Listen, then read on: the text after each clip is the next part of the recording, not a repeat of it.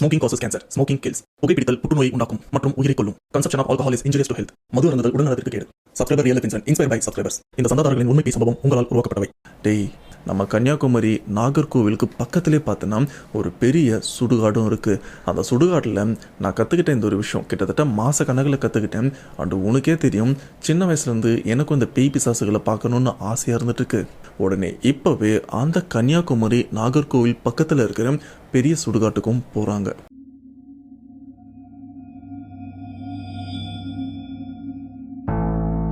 Hi வணக்கம், welcome to back to ரிவைன். இன்னைக்கு subscriber real life இன்சிடென்ட்ல நம்ம பார்க்க போற உண்மை சம்பவம். இங்க ஒரு நபர் பேய் பிசாஸ் எல்லாம் பார்க்கணும் அப்படின்னு இந்த பேய்கள் சம்பந்தப்பட்ட மந்திரங்களும் அது சம்பந்தப்பட்ட அந்த வாக்கியங்களை கத்துக்கிறதுக்காக மும்முரமா ஈடுபடுறாரு. ஆனா அவருக்கு தெரியாது இதனால பிரச்சனைகள் வரும் அப்படின்னு. அப்படி ஆசையா கத்துக்கிட்ட அந்த ஒரு விஷயத்தாலே அவருக்கு ஆபத்து வந்திருக்கு. அது என்னன்றதுதான் இந்த வீடியோல நாம தெளிவா பார்க்க போறோம். அதுக்கு முன்னாடி இந்த மாதிரி பேசும்போது உங்க லைஃப்ல நடந்திருக்கா? அப்படி நடந்ததுன்னா அதை நீங்க என்கிட்ட ஷேர் பண்ணணும்னு நினைச்சீங்கன்னா டிஸ்பிளேல தெரியுற இந்த வாட்ஸ்அப் நம்பருக்கு உங்க லைஃப்ல நடந்த அந்த பேய் சம்பவத்தை ஒரு வாய்ஸ் நோட்டா எனக்கு நீங்க ஷேர் பண்ணுங்க. அப்படி நீங்க ஷேர் பண்றது உண்மை சம்பவம் உண்மையிலே த்ரில்லிங் இருந்ததுன்னா கண்டிப்பா நம்ம சேனல்ல போஸ்ட் பண்றேன். ஸோ ஓரா பேசாம வீடியோல போகலாம். நீங்க நம்ம சேனல் புதுசுரா மறக்காம சேனல் சப்ஸ்கிரைப் பண்ணுங்க, பெல் பட்டன் கிளிக் பண்ணுங்க. இப்ப நம்ம வீடியோல போலாம்.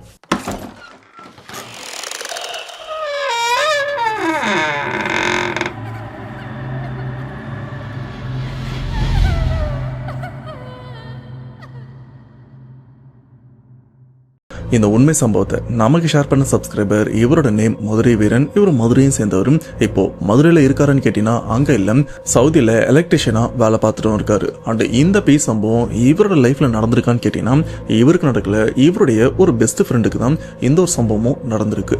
அவருடைய பேர் மணிகண்டன்.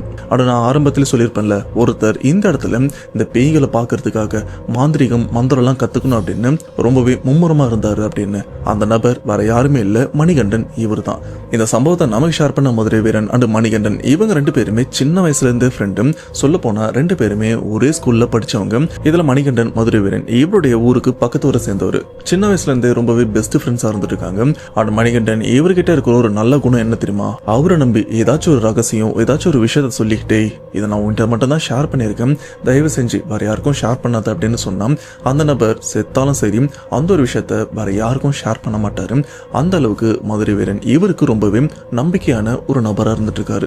இது மட்டும் இல்லாம மணிகண்டன் இவருக்கு சின்ன வயசுல இருந்தே அவருக்கு இந்த பேய் பிசாசு மேல ஆர்வம் ரொம்பவே அதிகமா இருந்துட்டு இருக்கு.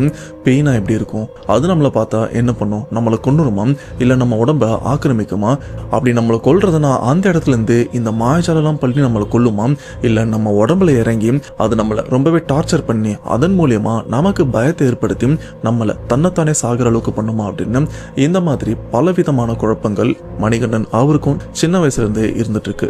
இதனாலே அவருக்கு தோன்ற விஷயம் என்னன்னா, இந்த மாதிரி விஷயம் பேய்களால பண்ண முடியும், அப்பனா நாம கண்டிப்பா பேயை உணரணும், பேயை பார்க்கணும், அதுக்கு நாம என்னென்ன பண்ணணும் அப்படின்னு இவரும் சின்ன வயசுல இருந்தே யோசிச்சுட்டு இருக்கும்போது அப்பதான் இவருக்கும் ஒரு விஷயம் தெரியுது. இந்த பேய்களை பார்க்கறதா இருந்தா இந்த மாந்திரிகம் மந்திரம் இந்த மாதிரி விஷயத்த ஏதாச்சும் தெரிஞ்சுக்கிட்டோம்னா நாம இந்த பேய்களை பார்க்கறது மட்டும் கிடையாது, அதுகளை கட்டுப்படுத்தலாம்.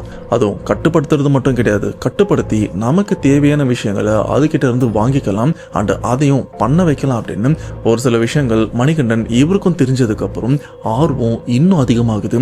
யார்கிட்டயாச்சும் போயிட்டு இந்த மாந்திரிகம் மந்திரத்தை கத்துக்கணும், அதன் மூலியமா இந்த பேயை பார்க்கணும் அப்படின்னு.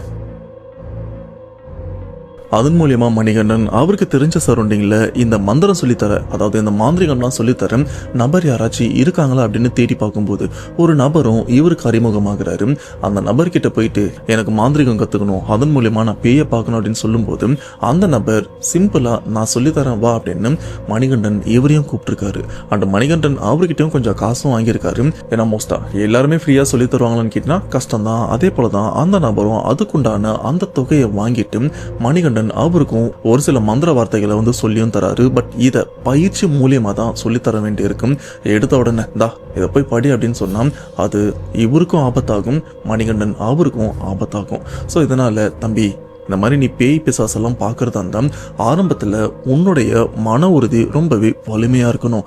ஏன்னா ஃபர்ஸ்ட் டைம் நீ பேயை பார்க்கும்போது உன்னை அறியாமலே உனக்குள்ள ஒரு பயம் வரும். பயம் வர்றது மனுஷங்களுக்கு இயல்பு தான். ஆனா அந்த பயம் தான் அந்த பேய்களுக்கு தீனி. இதன் மூலியமா உன்னை அந்த பேய் பிசாசுகள்லாம் ஈஸியா ஆக்கிரமிச்சிரும். நீ எந்த அளவுக்கு பயப்படாம தைரியமா இருக்கியோ அதுக்கேத்த மாதிரி அந்த பேய் பிசாசு உன்னை நெருங்கிறது ரொம்பவே கஷ்டம்.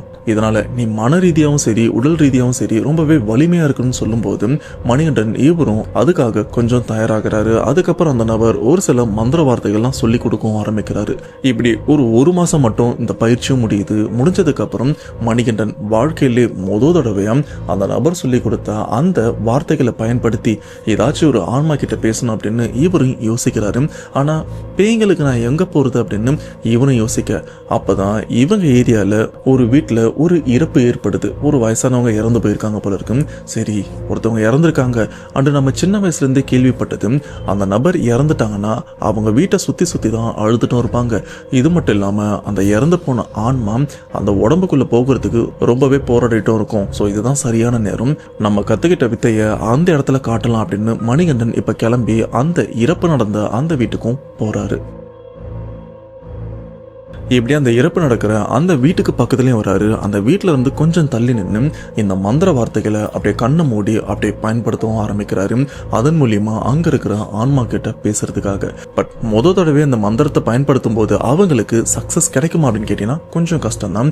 ஏன்னா திரும்ப திரும்ப ஒரு விஷயத்த பண்ணி பிராக்டிஸ் பண்ணா மட்டும்தான் அந்த விஷயத்துல அவங்களால ஜெயிக்கவும் முடியும். அதே போலதான் இந்த இடத்துலயும் இவரும் ரொம்பவே ட்ரை பண்றாரு. ஆனா அங்க எந்த விதமான பலனும் இவருக்கும் கிடைக்கல. பேய கண்ணாரவும் பார்க்கல, அந்த பேய் இருக்கிறதுக்கான அறிகுறியும் இவருக்கு சுத்தமா தென்படல. ஆனா இருந்தாலும் மணிகண்டன் இவரும் சோர்வடையல. அடுத்தடுத்து அவங்க ஏரியால எங்கெங்க இறப்பு நடக்குதோ, அதாவது ஏரியால மட்டும் இல்ல பக்கத்து ஏரியாவா இருக்கட்டும் பக்கத்து ஊரா இருக்கட்டும், எங்கெங்க இறப்புலாம் நடக்குதோ எல்லா இடத்துக்கும் போயிட்டு இந்த மாதிரி மந்திர வார்த்தைகள்லாம் பயன்படுத்தி அங்க இருக்கிற ஆன்மா கிட்ட பேச ட்ரை பண்றாரு. ஆனா ஆரம்பத்துல இவருக்கு எந்த பலனும் கிடைக்கல. இப்படி ஒரு மாசமா இந்த கத்துக்கிட்ட விஷயத்த வெளியில நிறைய இடத்துல பயன்படுத்தி பார்க்கறாரு. ஆனா எங்கேயுமே பலன் கிடைக்கலன்னும் போது கொஞ்சம் விரக்தி அடைகிறாரு.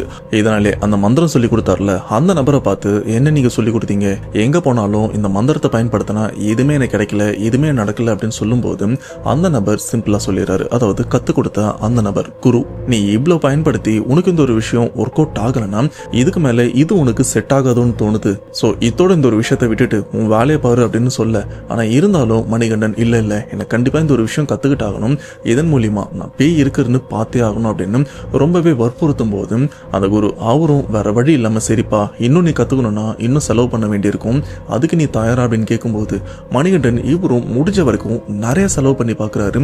இதுக்காகவே ஒதுக்கிட்டு பல மாதங்கள் பயிற்சி பண்றாரு.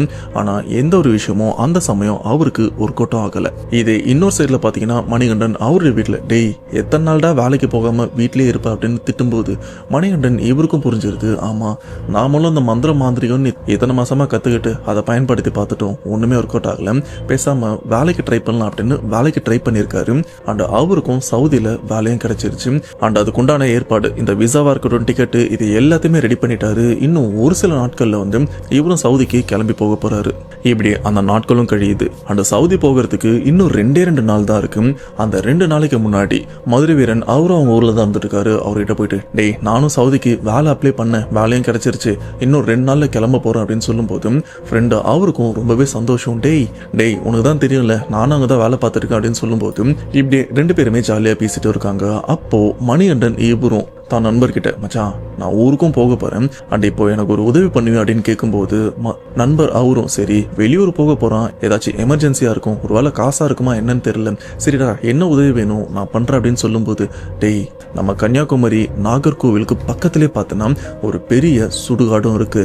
அந்த சுடுகாட்டுல நான் கத்துக்கிட்ட இந்த ஒரு விஷயம் கிட்டத்தட்ட மாச கணக்கில் கத்துக்கிட்டேன். அண்ட் உனக்கே தெரியும் சின்ன வயசுல இருந்து எனக்கும் இந்த பேய் பிசாசுகளை பார்க்கணும்னு ஆசையா இருந்துட்டு இருக்கு.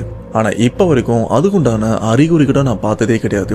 இப்ப அந்த பெரிய சுடுகாட்டுக்கும் போலாம். கடைசியா ஒரே ஒரு தடவை நான் கத்துக்கிட்ட அந்த ஒரு வித்தைய அந்த இடத்துல பயன்படுத்தி ஏதாச்சும் ஒன்று நடக்குதான்னு பார்த்துட்டு அதுக்கப்புறம் நான் நிம்மதியா ஊருக்கு போறேன்னு சொல்லும் போது நண்பர் அவருக்கும், ஆமா இவனும் ரொம்ப வருஷமா ட்ரை பண்ணிட்டு இருக்கான், சரிடா வா இப்பவே கிளம்பலாம், ஏன்னா 2 நாள் கழிச்சு நீ ஊருக்கு போக வேண்டியிருக்கு, இந்த ஒரு விஷயத்த இன்னைக்கு முடிச்சுட்டு வந்துடலாம் அப்படின்னு உடனே இப்பவே அந்த கன்னியாகுமரி நாகர்கோவில் பக்கத்துல இருக்கிற பெரிய சுடுகாட்டுக்கும் போறாங்க. இப்படி அந்த பெரிய சுடுகாட்டுக்கும் போறாங்க. நைட் டைம்ல பாத்தீங்கன்னா அந்த சுடுகாட்டுல ஆள் நடமாட்டோம்னு யாருமே இல்லை. இவங்க 2 பேருமே அந்த இடத்துலயும் இருக்காங்க. இதுலயும் மணிகண்டன் இவர் என்ன பண்றாருன்னா, இவர் கத்துக்கிட்ட அந்த வித்தை, அதாவது அந்த மந்திர வார்த்தைகளை இந்த இடத்துல பயன்படுத்துறாரு. பட் குறிப்பா என்ன வார்த்தைகள் அப்படின்லாம் தெரியல.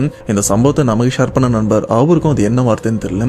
இப்படி அந்த இடத்துல அந்த மந்திர வார்த்தைகள்லாம் உச்சரிச்சுட்டு அப்படியே சைலண்டா இருக்கும்போது பாத்தீங்கன்னா திடீர்னு அந்த சுடுகாட்டுல ஒரு குழந்தை அழுகிற சத்தமும் கேட்க ஆரம்பிக்குது.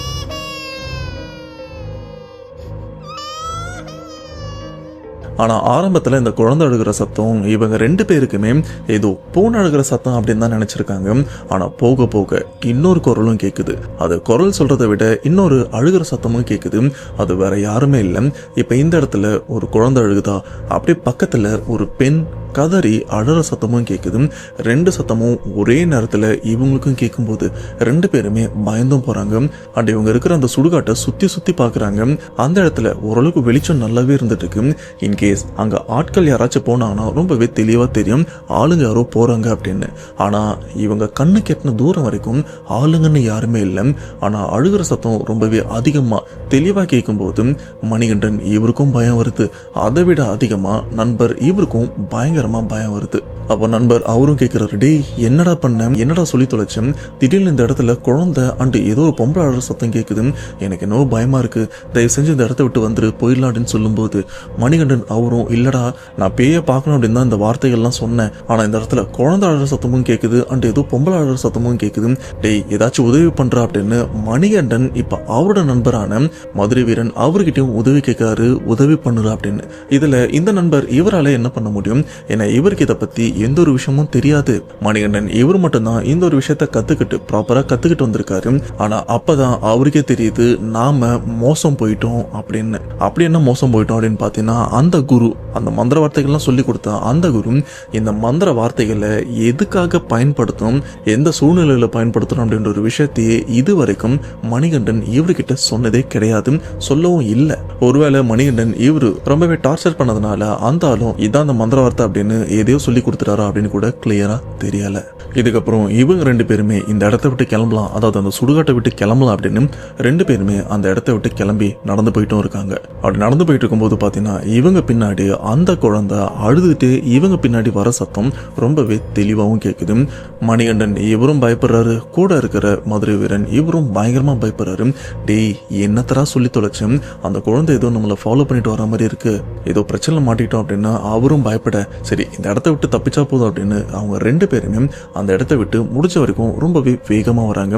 அந்த ஒரு விஷயத்த சொல்ல மறந்துருப்பேன், இவங்க அந்த சுடுகாட்டுக்கு பைக்ல எல்லாம் போல பஸ்ல தான் போயிட்டு அங்க இருந்து நடந்து போயிருக்காங்க. இப்படி அந்த இடத்த விட்டு வேகமா வந்துட்டே இருக்கும்போது பின்னாடி அந்த குழந்தை இவங்களை துரத்திட்டு வருது.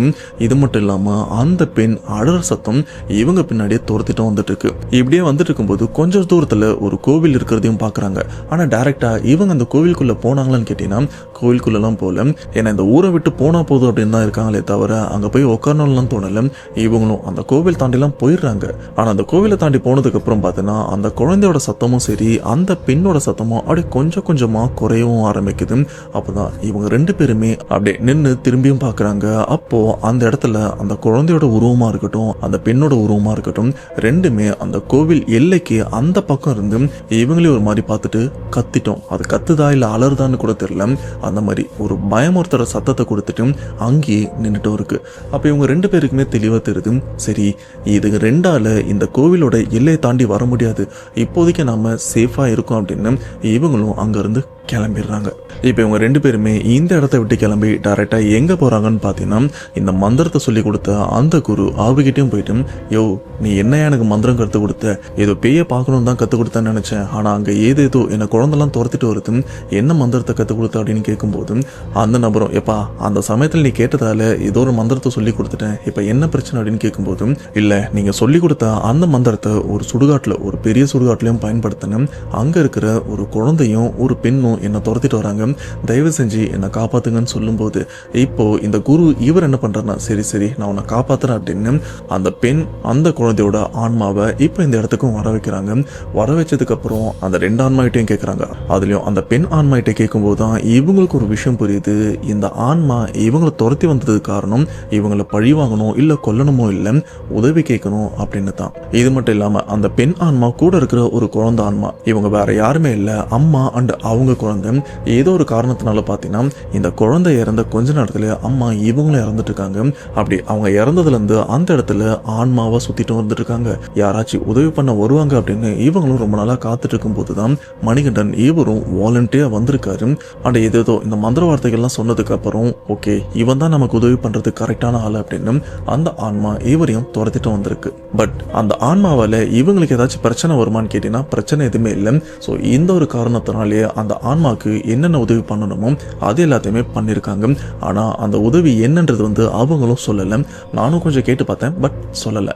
இதில் இன்னொரு விஷயம் என்ன தெரியுமா, அந்த குழந்தையோட ஆன்மா அண்ட் குழந்தையோட அம்மாவோட ஆன்மா இவங்க 2 ஆன்மாவையும் மணிகண்டன் இவர் தான் கொஞ்ச நாள் பார்த்துருந்துருக்காரு. அண்ட் அந்த ஆன்மாவுக்கு என்னென்ன தேவையோ அது எல்லாமே செஞ்சும் கொடுத்துருக்காராம். இதுக்கப்புறம் தான் அவரும் சவுதிக்கும் போயிருக்காரு அண்ட் சவுதியில வேலையும் பார்த்துருக்காரு. இப்போ இந்த இடத்துல இவ்வளோ பிரச்சனை நடந்ததுக்கு அப்புறம் மறுபடியும் சவுதிக்கு போனதுக்கு அப்புறம் அங்க இந்த பிபிசாஸ் எல்லாம் பார்க்கணும்னு நினைப்பாரா அப்படின்னு கேட்டீங்கன்னா மோஸ்டா இருக்கிற வேலை பார்க்கறதுக்கே டைம் கரெக்டா இருக்கும். இதுல எதுக்கு பிபிசாஸ் அப்படின்னா மோஸ்டா எல்லாருமே நினைப்பாங்க. ஈவன் நானா இருந்தாலும் அதை தான் யோசிப்பேன். ஆனா மணிகண்டன் இவர் சவுதிக்கு போனதுக்கு அப்புறம் கூட திருந்தவில்லைன்னு தான் சொல்லணும். அப்படி சவுதிக்கு போனதுக்கு அப்புறம் என்ன பண்ணாரு அப்படின்னு கேட்டீங்கன்னா சவுதிக்கு போயிட்டு வேலையும் பார்த்துட்டு இருக்காரு. வேலை பார்த்ததுக்கு அப்புறம் அவருக்கும் கொஞ்சம் ஃப்ரீ டைம் நிறையவே இருந்திருக்கு. ஸோ அந்த ஃப்ரீ டைம்ல அவரும் முடிஞ்ச வரைக்கும் மற்ற விஷயம்லாம் பண்றாரு. ஒரு லெவலுக்கு அப்புறம் ஃப்ரீ டைம்ல கொஞ்சம் போர் அடிக்குது.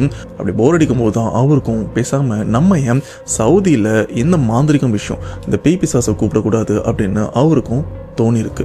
இது மட்டும் இல்லாம இந்த அரபு கண்ட்ரில இருக்கிற பேய்களை பத்தி அவரும் கொஞ்சம் தெரிஞ்சிருக்காரு. அதன் மூலியமா அரபு கண்ட்ரினாலே கண்டிப்பா இஸ்லாமியர்கள் தானே அதிகமா இருப்பாங்க.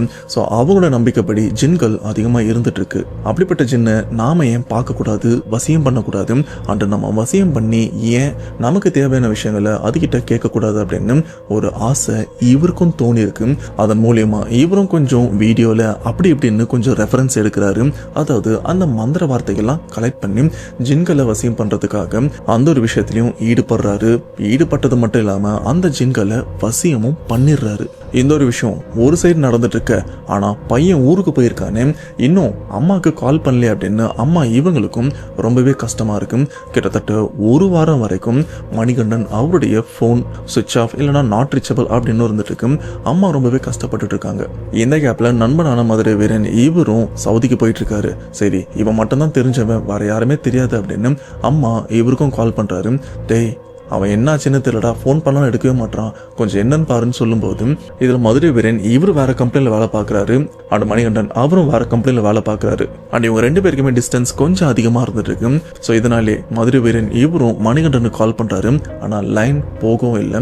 கிட்டத்தட்ட 1 வாரம் ட்ரை பண்றாரு. என்னாச்சு இவனுக்கு லைனே கிடைக்கல அப்படின்னு ரொம்பவே வருத்தத்தோட இருந்துட்டு இருக்க. இப்படி அந்த 1 வாரமும் போது திடீர்னு எதிர்பார்க்காத சூழ்நிலையில மணிகண்டன் அவரே நம்ம மதுரை வீரன் இவருக்கும் கால் பண்றாரு.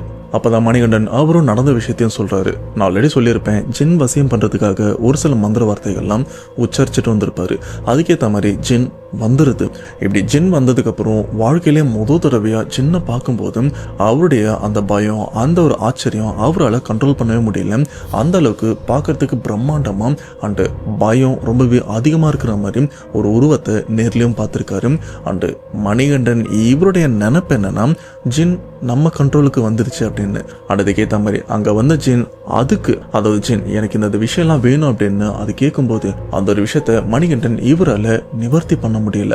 அதுக்கு பதிலாக மணிகண்டன் இவரும் எனக்கு இந்த ஒரு விஷயம் வேணும், எனக்கு சாப்பிட்றதுக்கு பர்டிகுலரா இந்த சாப்பாடு வேணும் அப்படின்னு கேட்கும்போது அவரும் எதிர்பாராத விதத்துல அந்த சாப்பாடும் கிடைக்குது. சரி இப்ப என் ஃப்ரெண்டு எனக்கு உடனே கால் பண்ணும் அப்படின்னும் போது மதுரை வீரன் அவரும் உடனே கால் பண்றாரு. இந்த மாதிரி பண விஷயமா இருக்கட்டும், சாப்பாடு விஷயமா இருக்கட்டும், ஒரு சில விஷயம் கேட்ட உடனே அவருக்கும் கிடைச்சிருது. பட் ஆரம்பத்தில் எல்லாமே கேட்கும்போது ஈஸியாக கிடைச்சிடும், போக போக அதோட நிலைமை வேற மாதிரி இருக்கும் அப்படின்னு மணி இவருக்கும் புரியல.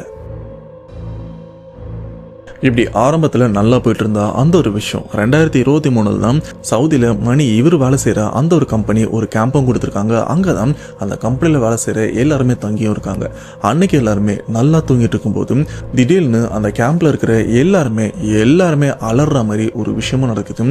அது வேற யாராலுமே இல்லை, நம்ம மணிகண்டனால தான். ஏன்னா மணிகண்டன் இவர் தான் அந்த இடத்துல சுற்றிட்டு இருந்த சின்ன வசியம் பண்ணுற அப்படின்ற ஒரு பேரில் இந்த இடத்துல வர வச்சு அதுக்கிட்ட ஒரு சில விஷயம்லாம் வாங்கியிருக்காருல. அப்படிப்பட்ட அந்த ஜின் தான் இவர் தங்கி இருக்கிற அந்த கேம்ப் உள்ள போந்து எல்லாருமே தாக்குறதா இருக்கட்டும், பொசஸ் பண்றதா இருக்கட்டும், அந்த நிறைய அட்டூழியங்களை பண்ணி யாருமே நிம்மதியா ஒரு சில நாட்கள் தூங்க விடாமலும் பண்ணியிருக்கு. இது மட்டும் தான் பிரச்சனைன்னு கேட்டீங்கன்னா இது மட்டும் பிரச்சனை இல்லை. இதுக்கப்புறம் பார்த்தீங்கன்னா மணிகண்டன் இவருக்கு ஏதோ சாபம் வாங்கின மாதிரி ஒரு சில விஷயங்களை ஃபீல் பண்றாரு. அவர் ஏதாச்சும் ஒரு விஷயம் ட்ரை பண்றதா இருந்தா அந்த ஒரு விஷயம் அப்படியே அழிஞ்சு போறதா இருக்கட்டும். ஏன் இன்னொரு விஷயம் என்னன்னு பார்த்தீங்கன்னா இவங்களை கூட்டு போறதுக்காக வேலை செய்யற ஆட்களை கூட்டு போறதுக்காக கம்பெனி பஸ்ஸும் வரும். அன்னைக்கு ஒரு நாள் மணிகண்டன் இவரும் வேலைக்கு போறதுக்காக அந்த கம்பெனி பஸ்ல ஏறி இருக்காரு. இன்னொரு விஷயம் என்னன்னு பார்த்தீங்கன்னா அந்த கம்பெனி பஸ் வேற இடத்துல இருந்து ஆட்களை கூட்டிட்டு இப்போ இங்க இருக்கிற ஆட்களை கூட்டிட்டு போறதுக்காக வந்திருக்கு. மணி இவரும் ஏறிட்டாரு. ஆனா ஏறினதுக்கு அப்புறம் பார்த்தீங்கன்னா அந்த பஸ் அந்த இடத்த விட்டு ஒரு இன்ச்சும் நகர்ல. சொல்ல போனா வண்டி ஆனும் ஆகல. அந்த மெக்கானிக் இன்ஜினியர்ஸ் எல்லாருமே செக் பண்ணி பாக்குறாங்க, வண்டி என்னாச்சுன்னு தெரியல. ஆனா இதுக்கப்புறம் இந்த வண்டியை பயன்படுத்த முடியாதுன்ற லெவலுக்கு அந்த வண்டிக்கு பெரிய பாதிப்பு வந்திருக்கு. சரி இது ஏதோ மெக்கானிக் கோளாறு போல இருக்கு அப்படின்னு அந்த வண்டியை அப்படியே ஓரம் கட்டிடுறாங்க. அடுத்த பஸ்ஸும் எடுத்துட்டு வராங்க ஆட்களை கூட்டு போறதுக்காக. அடுத்த பஸ்ஸும் சேம் அதே பிரச்சனை தான். சொல்ல போனா அங்க இருக்கிற பஸ் நல்ல கண்டிஷன்ல ஆல்மோஸ்ட் புது பஸ் மாதிரி இருந்துட்டு இருக்கு. இப்போ அந்த ரெண்டாவது பஸ்ஸும் பார்த்தீங்கன்னா அப்படியே மண்ணோட மண்ணா அழிஞ்சு போன மாதிரி. சொல்ல போனா காயலாங்கடைக்கு தான் போகணும் அப்படின்ற மாதிரி அந்த பஸ்ஸும் அப்படியே சோழி முடிஞ்சிருச்சு. அப்பதான் மணிகண்டன் இவருக்கும் புரியுது இந்த ஒரு பிரச்சனை என்னால் தான் நடக்குது அப்படின்னு. இப்போ கூட நீங்க யோசிக்கலாம் மேபி அந்த ரெண்டாவது பஸ் கூட ஏதாச்சும் மெக்கானிக் கோளாறா இருக்கும் அப்படின்னு. ஆனா இதுக்கப்புறமும் ஒரு பஸ்ல ஏறும்போது தான் மணிகண்டன் இவருக்கும் கன்ஃபார்ம் ஆயிருது இது கண்டிப்பா என்னால் தான் நடக்குது. நான் அடுத்த பஸ்ல ஏறாம இருந்தேன்னா கண்டிப்பா இவங்க எல்லாருமே போயிடுவாங்கன்னும் போது அடுத்த பஸ்ல இவர் ஏறல. ஆனா எல்லாருமே ஏறினதுக்கு அப்புறம் அந்த வண்டி எந்த பிரச்சனையுமே இல்லாம அப்படியே ஸ்மூத்தா அந்த இடத்த விட்டும் கிளம்பிடுது. அப்பதான் மணிகண்டன் இவருக்கும் புரியுது நான் ஜின்னை வசியப்படுத்தல, ஆக்சுவலா நான் வசியப்படுத்துறதுக்காக தான் அந்த ஒரு வார்த்தைகள்லாம் சொன்னேன். அந்த ஜின்னும் வசியமாகிற மாதிரி வந்து இப்ப என் வாழ்க்கையை நிலக்குலைய வச்சிருக்கு அப்படின்னு அவருக்கும் அப்பதான் புரிய வந்திருக்கு. அண்ட் இதுல இருந்து நிறைய விஷயங்கள் எல்லாமே தப்பாகவும் நடக்க ஆரம்பிக்குது. இதுக்கு அடுத்த நாளே பார்த்தீங்கன்னா கேன்டீன்ல போய் சாப்பிடலாம் அப்படின்னு போயிருக்காரு. அப்ப கேன்டீன்ல ஒரு கண்ணாடியா இருக்கு. ஏதாச்சும் அந்த கண்ணாடியை அப்படி பார்க்கும்போது அந்த கண்ணாடியில தெரியறது மணிகண்டன் இவருடைய உருவம் இல்லை, அதுக்கு பதிலாக வேற ஏதோ ஒரு கொடூரமான உருவமும் இருக்கு. அப்பதான் மணிகண்டன் அவருக்கும் தெரியுது இப்ப அந்த ஜின் முழுமையா நமக்குள்ள இறங்கிட்டு இருக்கு. அது நமக்குள்ள இறங்கி நம்மளுடைய வாழ்க்கையை வாழ்றதுக்காக ஆசைப்படுது போல இருக்கு. ஏன்னா நான் நிறைய வீடியோவில் சொல்லியிருப்பேன், இந்த கெட்ட ஜின்கள் வந்து மனுஷங்களோட வாழ்க்கையை வாழ்றதுக்கு ரொம்பவே ஆசைப்படும். சேம் அந்த ஒரு விஷயம் தான் இங்க நடக்கிறதுக்கான ஏற்பாடுகள்லாம் பண்ணிட்டும் இருக்கு. ஸோ இப்படி இந்த உருவத்தை பார்த்ததுக்கு அப்புறம் பயங்கரமா அலறிட்டு அந்த இடத்த விட்டு ஓடுறாரு. அதுக்கப்புறம் தான் அந்த கம்பெனி ஆளுங்களுக்கே தெரியுது பையன் மணிகண்டன் இந்த மாதிரி விஷயம்லாம் பண்ணியிருக்கான், ஜின்னை அந்த இடத்துல வர வச்சிருக்கான். அதனால தான் ஒரு சில நாளும் நம்ம கேம்ப்லயும் நிறைய அசம்பாவிதங்கள் நடக்குது, அதுக்கு காரணம் இவன் தான் அப்படின்னு. அதுக்கப்புறம் உஸ்தாதெல்லாம் வர வைக்கிறாங்க. ஏன்னா இவர் ஒருத்தரால வந்த அந்த பிரச்சனை இங்க இருக்கிற எல்லாருமே பாதிக்கும். அதனால உஸ்தாத் வந்ததுக்கு அப்புறம் மணிகண்டன் இவரையும் உட்கார வச்சு அவர் உடம்புல இருக்கிற அந்த ஜின்னை எந்தவித கேள்வியுமே இல்லாம தனியா பிரிச்செடுக்கிறாங்க. பிரிச்செடுத்து அந்த ஜின் எந்த இடத்துல இருந்து வந்ததும் அங்கே துரத்தியும் விட்டுறாங்க. திரும்ப இந்த பக்கம் அண்ட் இங்க இருக்கிற ஆட்களும் எந்த விதமான தொந்தரவும் பண்ணக்கூடாது அப்படின்ற லெவலுக்கு அதை இந்த இடத்தை விட்டு மொத்தமா முழுமையா அனுப்பிட்டும் இருக்காங்க. அப்படி அனுப்பினதுக்கு அப்புறம் தான் மணிகண்டன் இவருக்கும் புரியுது நாம பண்ணது எவ்வளவு பெரிய தப்பு அப்படின்னு. அண்ட் ஸ்டில் இப்போ மணிகண்டன் அந்த ஒரு பாதிப்புல தான் இருந்துட்டு இருக்காரு. அதாவது அந்த ஜின் இவர் பாதிச்சது பாத்தீங்களா, இன்னும் அந்த ஒரு பயத்துல இருந்து இவரு முழுசா வெளியிலயும் வரல. எங்க போனாலும் இவருக்கு ஒரு பயம் தான் இருந்துட்டு இருக்கு. இதனாலே மதுரை வீரன் இவர் என்ன பண்றாருன்னா, டேய் நீ அங்கெல்லாம் வேலை பார்க்க வேண்டாம், என் கூட வா, என் கம்பெனில வேலை இருக்கு அப்படின்னு அவரையும் கூட்டிட்டு வந்து இப்போ இந்த நண்பர் தான் பார்த்துக்கிட்டும் இருக்காரு. ஸோ இதனால தான் நான் நிறைய வீடியோவில் சொல்லியிருப்பேன், குறிப்பாக இந்த மந்திர வார்த்தை கற்றுக்கிற சம்மந்தப்பட்ட ஒரு சில வீடியோவில் நான் கிளியராக சொல்லியிருப்பேன், இந்த மாதிரி வார்த்தைகளை கற்றுக்கும் போது ரொம்பவே கேர்ஃபுல்லாக இருக்கணும். அப்படி இல்லைனா ரொம்பவே அனுபவம் வாய்ந்த நபர்கிட்ட போயிட்டு இந்த ஒரு விஷயத்த கற்றுக்கிட்டீங்கன்னா உங்களுக்கு நல்லது. அந்த அனுபவமே இல்லாமல் நீ வா நான் கற்றுத்தரேன் அப்படின்னு கண்டவங்கிட்ட எல்லாம் போனீங்கன்னா உங்கள் வாழ்க்கையை வேற மாதிரி மாறிடும். அதுக்கு ஒரு உதாரணம் தான் மணிகண்டன் இவரோட லைஃப்பில் நடந்த இந்த ஒரு சம்பவம். ஸோ எது கற்றுக்கிறதா இருந்தாலும் முன்கூட்டியே அதை எதுக்காக என்ன விஷயத்துக்காக அப்படின்னு முன்னாடி கொஞ்சம் தெரிஞ்சுக்கிட்டு அனலைஸ் பண்ணிட்டு அதுக்கப்புறம் கத்துக்கிறது நல்லது. ஸோ மணிகண்டன் இவரோட லைஃப்ல நடந்த இந்த சம்பவத்தை கேட்கும்போது உங்களோட தோட்டம் மறக்காம கமெண்ட் பாக்ஸ்ல மென்ஷன் பண்ணுங்க. அவ்வளோதான் மக்களே, சம்பவம் ஓவர். அண்ட் கண்டிப்பாக மணிகண்டன் இவர் லைஃப்பில் நடந்த இந்த சம்பவம் உங்களுக்கு பிடிச்சிருக்கும் அப்படின்னு நம்புறேன். அண்ட் வழக்கம் போல் இந்த ஒரு சம்பவமும் தரமான சம்பவமா இல்லை சுமாரான சம்பவமா அப்படின்றத மறக்காம கமெண்ட் பாக்ஸில் மென்ஷன் பண்ணிங்கன்னா நானும் அடுத்தடுத்து போஸ்ட் பண்ணுற சம்பவத்தை வந்து இன்னும் கொஞ்சம் பெட்டராக போடணும் அப்படின்னு சேஞ்ச் பண்ணிப்பேன். ஸோ என்ன எதுன்னு மறக்காமல் கமெண்ட் பாக்ஸில் மென்ஷன் பண்ணுங்கள். அப்படியே மறக்காமல் இந்த வீடியோ நம்ம சேனலை மறக்காமல் உங்கள் ஃப்ரெண்ட்ஸ் அண்ட் ஃபேமிலிக்கு ஷேர் பண்ணுங்கள். அது கூடவே அப்படியே கீழே சப்ஸ்கிரைப் பட்டனை அப்படியே தட்டி விட்டு பெல் ஐக்கானையும் கூட இருக்கிற ஆல் பட்டனையும் அப்படியே ப்ரெஸ் பண்ணாதான் நான் போஸ்ட் பண்ணுற எல்லா வீடியோ சக்குன்னு ஆன் டைம் உங்களை வந்து ரீச் ஆகும். ஸோ மறக்காமல் அதையும் பண்ணிடுங்க. அண்ட் நெக்ஸ்ட் ஒரு இன்ட்ரெஸ்டிங்கான வீடியோவில் கண்டிப்பாக உங்களை வந்து நான் மீட் பண்ணுற அது வரையும் உங்களிடம் விடைபெறுவது உங்கள் நான்